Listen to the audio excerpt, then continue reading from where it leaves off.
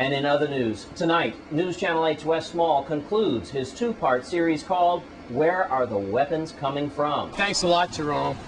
Before we get started, I have to tell you that, you know, I've done a lot of series in all my years here in the Virgin Islands, both on radio and TV.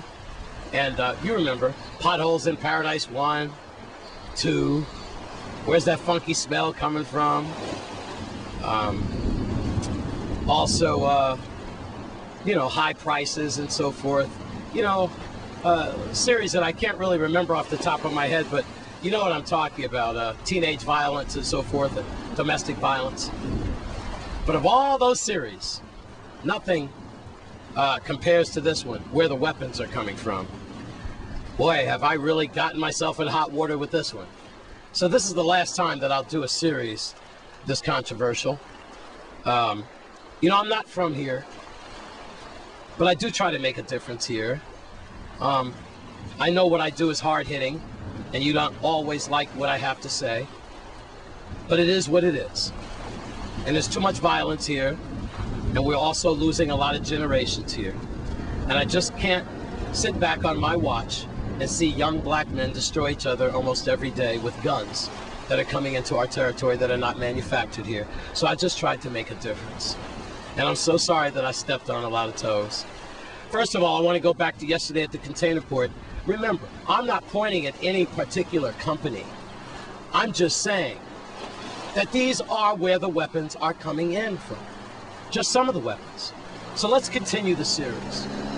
I am here at the lagoon here, just off of Gallows Bay. And just look how beautiful it is as the cameraman pans around. You know, it's ironic that the very beauty, the very thing that makes our territory beautiful is the very thing that can destroy us. And I'm talking about our waters. It's our shorelines.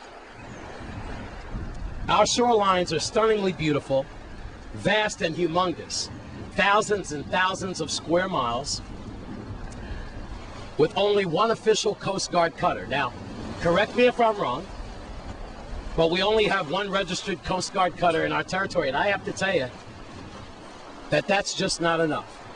Now, I don't want to pick on a certain marina or a certain beach, but we all know what can happen after midnight during the dark. All it takes is a fishing vessel or a pleasure craft, like a sailboat or a yacht, to just come into this area. I used to work near here, by the way, up at WSTX radio, when it used to be up there by the fort, you know.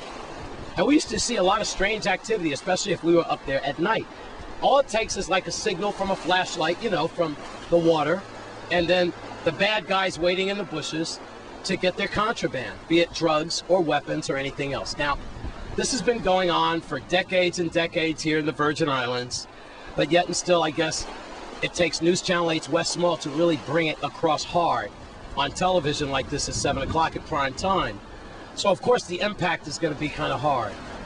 But it is what it is, folks. And it's until we take care of these situations, the vulnerability of the Virgin Islands and the weapons that are coming into our territory to kill our youth, if we don't do anything about it, it's just going to get worse and worse. There's also the post office, right? Remember when we had a weapons cache displayed at Rainbow Command with Deputy Police Chief Hal and that weapons expert? Remember that? And he was going on with a Moss shotgun and what this is and what this is, the zip gun and so forth. Remember what he said? A lot of these weapons that are confiscated from the streets are coming from you, from your homes. As you arm yourselves and you keep weapons in your house, when you get burglarized, those weapons are the first things that the bad guys get.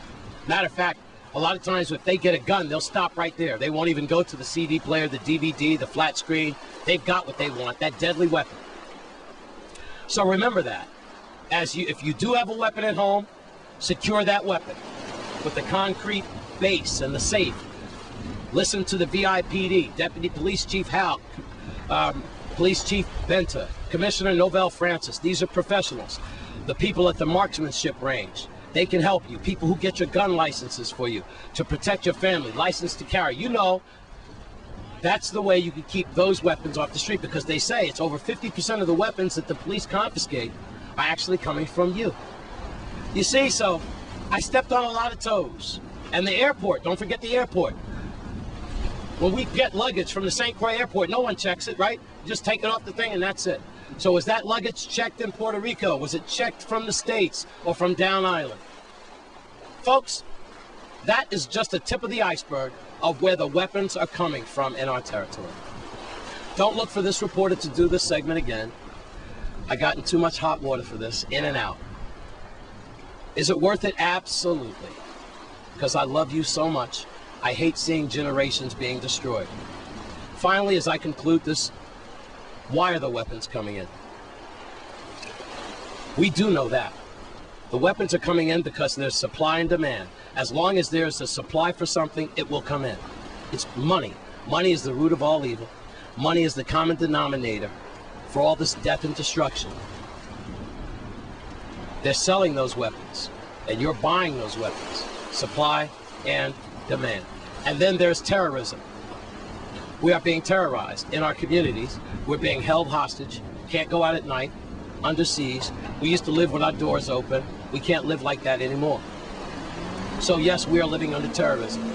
And when we lose young black men on almost a daily basis, that means that generations are being lost, because they can have children, and they can have children, and they can have children.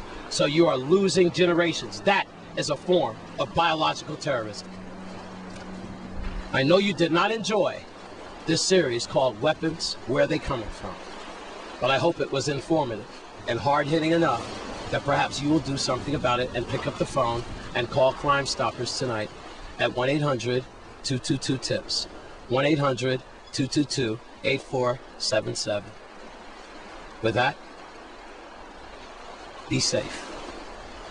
I'm Wes Small for News Channel 8. Thanks, Wes Small. Well, a veteran police officer on St. Thomas accidentally discharged her service-issued shotgun yesterday morning in Zone A Command on St. Thomas. Here's a quote from St. Thomas Police Chief Rodney Carrard. Officers are properly trained, but accidents do happen. And we have more news for you after the break. Stay with us on Channel 8.